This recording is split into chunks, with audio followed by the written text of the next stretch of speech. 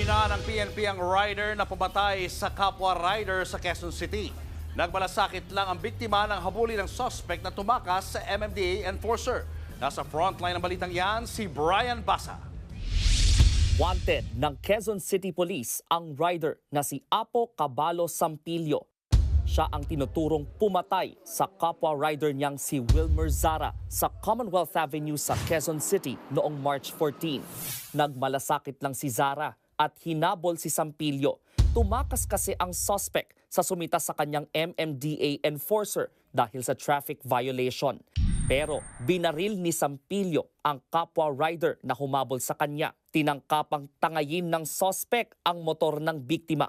Itinuro si Sampilio ng 3 testigong nasa lugar nang mangyari ang insidente. Humarap sa wanted sa radyo ni Senator Raffy Tulfo ang 3 testigo. Kasama nila ang Criminal Investigation and Detection Unit ng Quezon City Police. Sa backtracking natin, sir, nakita natin, sir, yung yung suspect, sir, naglalakad, sir. At walang helmet, sir. Naka-jacket rin po siya. Ayon sa pulis, ipina-cross-match nila ang basyon ng balang nakuha sa crime scene. Dito nadiskubreng may outstanding arrest warrant na pala si Sampilio sa kasong murder noong 2021. Ibig sabihin, na-involved na itong suspect natin ngayon doon sa shooting ng Mr. ni Ma'am Lyra.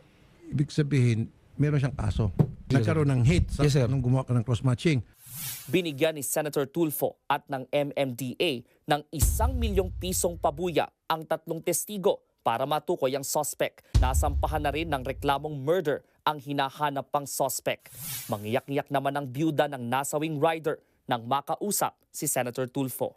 Ano po yung inyo pong reaksyon na nagkaroon po ng magandang development ng ating kaso?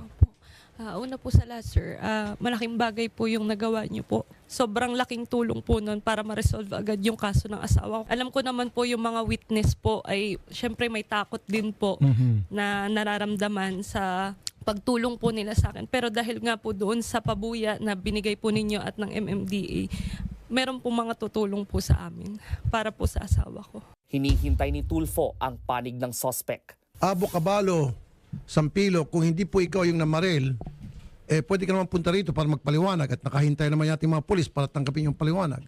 Nagbabalita mula sa Frontline, Brian Basa, News 5. Mga kapatid, Julius Babaw po. Iba na ang may alam at may pakialam sa panahon ngayon. Para sa Frontline ng mga balita, mag-follow at mag-subscribe sa social media pages ng News 5.